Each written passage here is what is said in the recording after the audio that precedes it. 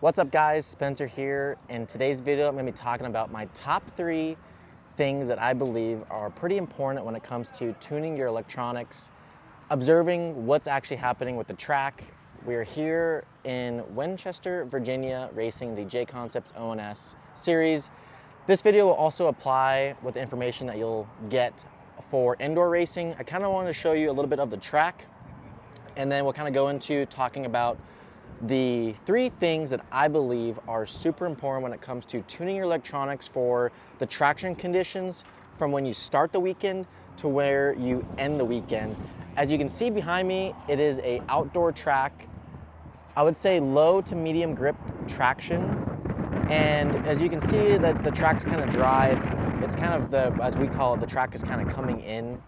And when it comes to tuning your electronics, when you first get here, when the track is wet, loamy, loose, or for an example, the indoor tracks where you go and the track's not quite grooved in yet for the slick tires, is the same thing that applies to both. And I'm gonna show you the 3 things that are important when it comes to your battery milliamps that are being burned or used throughout the run and throughout the day. And then that can kind of help you tune your electronics based off power, frequencies, and possibly even gearing. And ultimately will give you the most feeling with your vehicle on the track, and then also maximizing your spec racing cars, modified cars, whatever you may be racing. So with that being said, I'm gonna go to the pits, kind of talk about the milliamps that are being burned each run, and kind of show you each run of kind of when you start the weekend and then kind of where you end the weekend.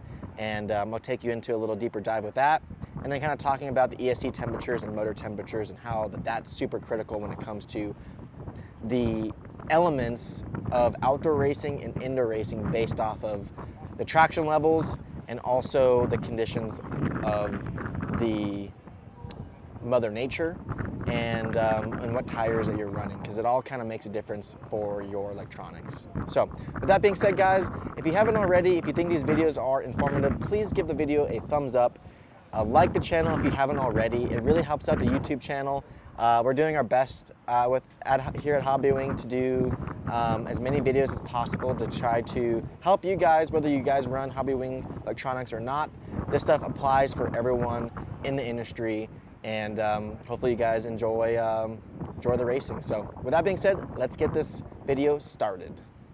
Okay, so we're back in the pits. I kind of wanted to talk about the battery milliamps and what I notice when I go from track to track, whether it's traction level being low, traction level being high, it's always the same. And when it comes to tuning your car, your vehicle settings, the electronics and tuning for the comfort of being able to get on the gas as fast as possible is ultimately what I look for when I'm tuning my car. So I'm gonna show you my charger and kind of show you the milliamps that I was been charging to, and then kind of talk about sometimes when you're tuning your car, I don't charge to the max 8.4 volts. Sometimes I charge a little bit below because the track is loose. But this weekend so far with outdoor conditions, I am running the 8.4 charging. So I'm gonna flip the camera over and show you what's going on. So this two-wheel drive buggy, two-wheel drive mod on number 2, it took 1,872 milliamps, and the RC10 car took 1,920 milliamps. It's still actually charging. To put things into perspective here, as you can see, from 1,500 to 1,900 milliamps when it comes to charging my batteries in the main events that we just ran here on main day. Early on the weekend, I was charging my car after the 5-minute practice run, and the milliamps that I was being charged to for max capacity was taking about 850 to 1,100 milliamps for the two-wheel drive vehicles. Now, with that being said, that is showing you that the traction levels are a lot lower when it comes to how much you're able to get on the throttle. And for you as the driver, that can kind of indicate to you if your car is good and you can get on the gas a lot, you should be burning a lot of milliamps. That means that you have good traction. Now, what that also can mean on the opposite effect, if your peers are telling you that they have good traction and they are not having any issues with that, you can kind of ask them, hey, like, how many milliamps did you burn and then kind of compare it to where you're at, because sometimes if your car's setup is not good, then that can mean that just because the milliamps are low, that can also mean that your car setup may not be good. You may need to work on your car versus your electronics. Typically, when you're burning a lot of milliamps for a 5-minute run, that means you're on the gas, you're not crashing, and the traction's being laid down. So, like I mentioned, a recap with the battery milliamps is when you are driving, from when you first start practice, keep an eye on the milliamps. That is a huge piece of the puzzle when you're going through each practice run, is looking at the milliamps, how much you're burning. You don't have to necessarily write it down, but if it helps you, that's a good way to do it. And then just keep an eye each round of qualifying. For most tracks, you should be burning more and more milliamps, because that means the traction's coming up, you're laying down more power, the car's getting better, the tires are gripping the dirt, and that kind of indicate to you that you are doing the right thing.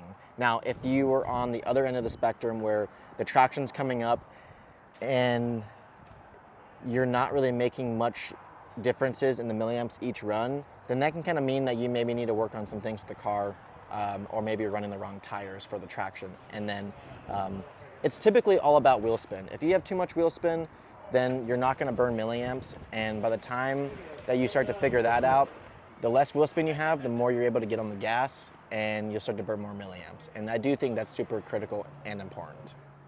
Okay, so the second and third thing when it comes to the importances of the outdoor elements, indoor elements, is ESC and motor temperature.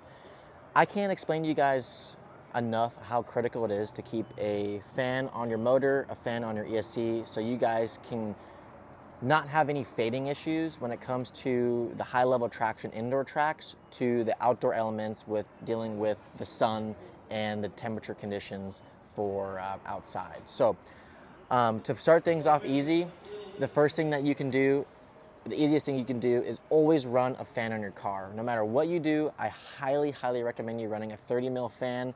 Many companies make them. This is a ProTech fan. J Concepts makes them.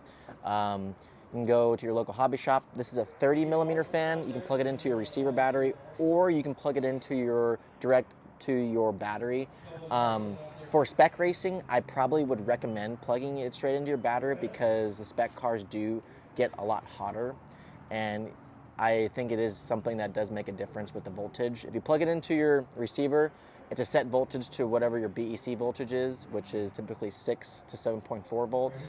But if you plug it into your battery, it will be 8.4 to your battery voltage. So kind of moving on to that, I'm going to show you how you can check your ESC and motor temperature with the Hobbywing XR10 G3 and G3X speed controls.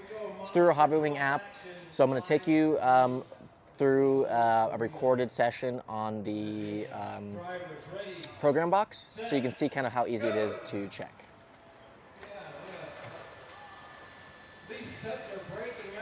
So now that you got your ESC connected to your program box, I'm going to scroll down to the very bottom, get it connected, and as you can see in the bottom where it says data, on the very bottom here, you can see that the max ESC temp says 138.2 degrees Fahrenheit, which is extremely good. Max motor temp is 150.8, which is also extremely good.